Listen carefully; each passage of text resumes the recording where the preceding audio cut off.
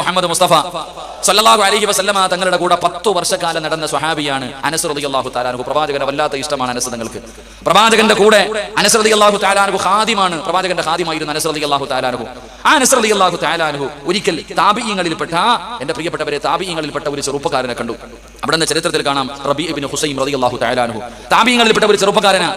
മഹാനായ അനസ് റളിയല്ലാഹു തആല അൻഹു റബീ ഇബ്നു ഹുസൈം എന്ന് പറയുന്ന ചെറുപ്പക്കാരനെ കണ്ടപ്പോൾ അവിടെ നിന്ന് പറഞ്ഞു, നിങ്ങളെ എങ്ങാണം എന്റെ മുത്തുനബി കണ്ടിരുന്നെങ്കിൽ.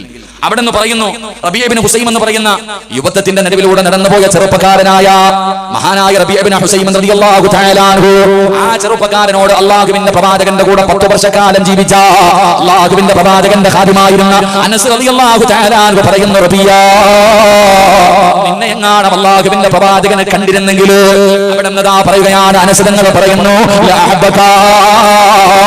അവിടെ നിന്ന് പറയുന്നു അല്ലാഹുവിന്റെ പ്രവാചകൻ എങ്ങാണം അവിടെ നിന്ന് പറയുന്നു, റബിയാ അല്ലാഹുവിന്റെ റസൂൽ എങ്ങാണം നിന്നെ കണ്ടിരുന്നെങ്കിൽ അവിടെ നിന്ന് ഇഷ്ടപ്പെടുമായിരുന്നു റബിയാ.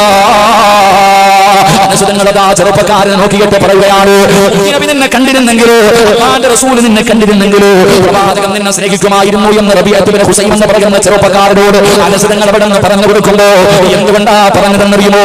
അല്ലാഹുവിന്റെ പ്രവാചകനെ കണ്ടാൽ സ്നേഹിക്കുമായിരുന്നു എന്ന് മുത്തുനബിയുടെ കൂടെ നടന്ന സ്വഹാബി പറയാനുള്ള കാരണം എന്താ? അതിനുള്ള യോഗ്യത എന്തായിരുന്നു? ആ ചെറുപ്പക്കാരൻ ഉണ്ടായിരുന്ന യോഗ്യത എന്തായിരുന്നു? ആരാ റബീ ഇബ്നു ഹുസൈം എന്നറിയുമോ?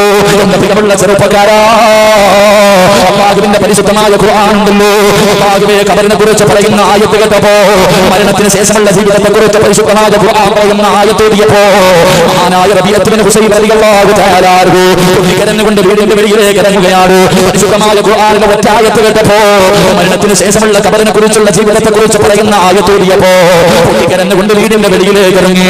എന്നിട്ട് വീടിന്റെ കവാടത്തിന്റെ മുന്നിൽ എന്റെ വീടിന്റെ കവാടത്തിന്റെ മുന്നിൽ ഒരു കബർ കുടിക്കുകയാ. എന്റെ വീടിന്റെ മുന്നിൽ വാതിലിന്റെ മുന്നിൽ റബീ ഇബ്നു ഹുസൈം എന്ന് പറയുന്ന ചെറുപ്പക്കാരൻ ഒരു കബർ കുടിക്കുകയാണ്. കബറിന്റെ പണിയെല്ലാം പൂർത്തിയായി.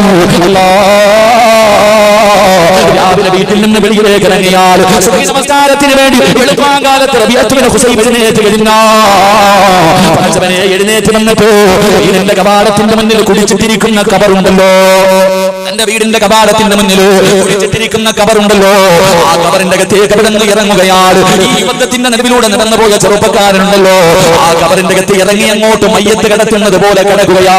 എന്നിട്ട് അതിനകത്ത് കിടന്നുകൊണ്ട് പറയുകയാണ്,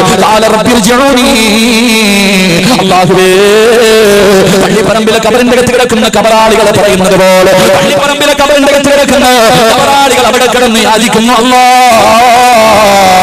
എനിക്കൊരു അവസരം കൂടെ നൽകിയാൽ, എനിക്കൊരു ചാൻസ് കൂടെ നൽകിയാൽ, നിസ്കരിക്കാൻ തമ്പുരാന്, തമ്പുരാന്, പറയാ തമ്പുരാന്, സദസ്സുകളെ കൊടുക്കാ തമ്പുരാന്, എനിക്കൊരു അവസരം അവരുടെ അകത്ത് കിടക്കുന്ന മയ്യത്തുകൾ യാചിക്കുമെന്ന അല്ലാഹുവിന്റെ ഖുർആൻ എവിടെന്ന് പറയുമ്പോ റബീ ഇബ്നു ഹുസൈം എന്ന് പറയുന്ന ചെറുപ്പക്കാരൻ രാവിലെ എഴുന്നേറ്റിട്ട് വീടിന്റെ മുന്നിൽ കുടിച്ചിട്ടിരിക്കുന്ന കബറിന്റെ അകത്ത് ഇറങ്ങി കിടക്കുകയാണ്. എന്നിട്ട് കരഞ്ഞുകൊണ്ട് പറയുന്നു, അല്ലാഹ് എനിക്കൊരു അവസരം കൂടെ തന്നാൽ ഞാൻ ഒരുപാട് നന്മകൾ ചെയ്യാം. മയ്യത്തുകൾ കിടന്ന് വിലപിക്കുന്നത് പോലെ കബറിന്റെ അകത്ത് കിടന്ന് വിലപിക്കുകയാണ്, കബറിന്റെ അകത്ത് കിടന്ന് വിളിച്ചു പറയുകയാണ്.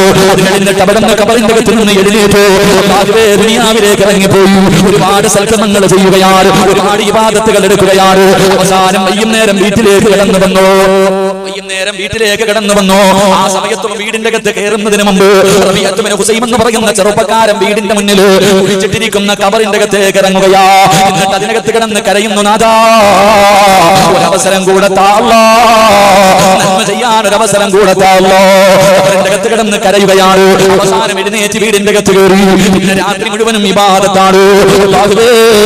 ഇങ്ങനെ ജീവിച്ചിരുന്ന റബീ ഇബ്നു ഹുസൈം എന്ന് പറയുന്ന ചെറുപ്പക്കാരനോട് അനസ് തങ്ങൾ പറയുന്നു, റബിയാ അല്ലാഹുവിന്റെ പ്രവാചകൻ നിന്നെ കണ്ടിരുന്നെങ്കിൽ മുത്തുനബി സ്നേഹിക്കുമായിരുന്നു.